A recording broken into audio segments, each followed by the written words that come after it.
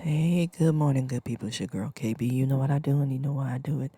It is 4:58 in the a.m. It's Saturday morning, April 15th. Man, I just read a devotional that I'm getting ready to share with you. That is most amazing. Most amazing. It's very rare that you hear me say that. It's usually something personal, that hits me in a way. Yeah, but this writing, man, if you don't do nary another thing today, please reflect on this. Please, I'm begging you. Let me just start off by saying, whenever we experience some severe hardships, we tend to think that God is punishing us or, we're never going to get through it. It's usually the first thing, you know, God's punishing me, you know, and we can't see things happening for our good. You know, there's a making and a breaking, if you will. We can't seem to grasp that concept because all we want is for the hurting to stop. And just like anything that hurts or needs to be healed, there's a course that needs to happen. You take a course of antibiotics when you have an infection. You take a course in school to get your degree. There's a time set and a standard set for advancement. Amen. So, that being said, let me remind you that, the God is punishing me is not unique to us. Let's go to the cross for a minute. The words that were stated on the cross: my God, why have you forsaken me? That's God in the flesh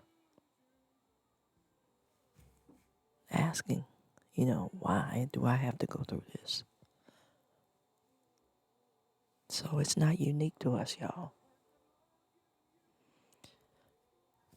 Now, keeping that in mind, let's go to Genesis 50, verse 20.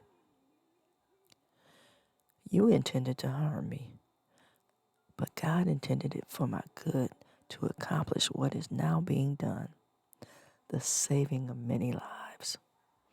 Now, this is in Genesis. This is before Jesus.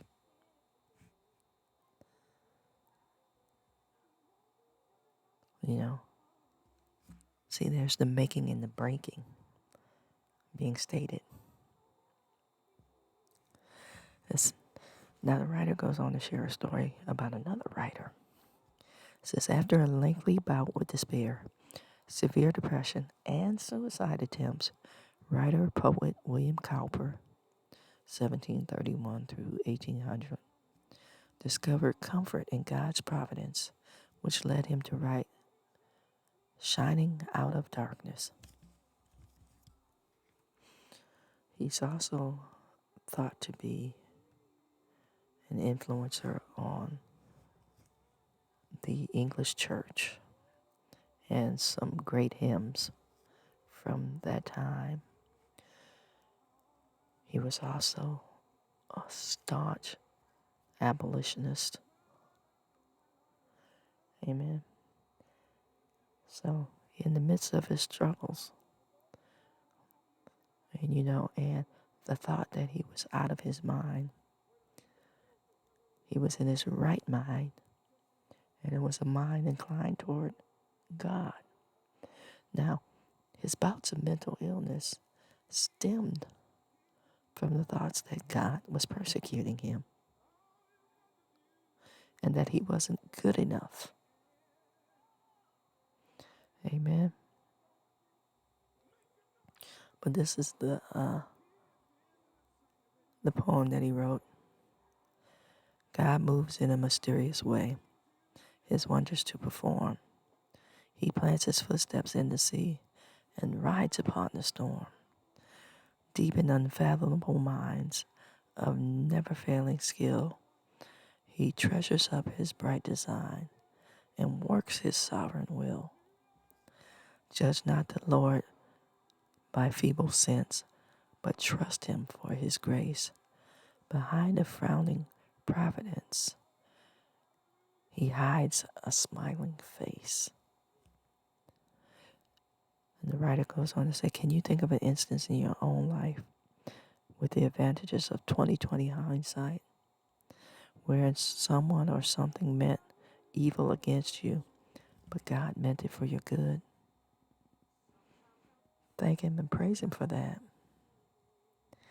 and for his continual providence. Amen. Isn't that deep?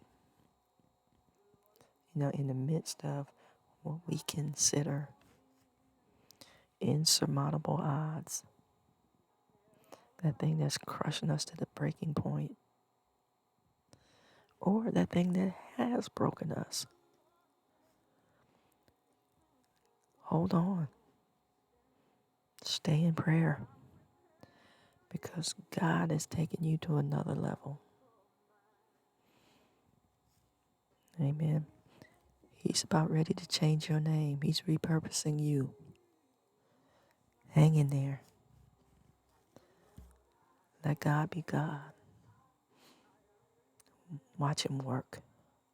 Watch him move. Watch what he does. And that thing, or those people who thought they broke you, or the powers that were controlling them to be used to break you, are going to be floored by the movement of God.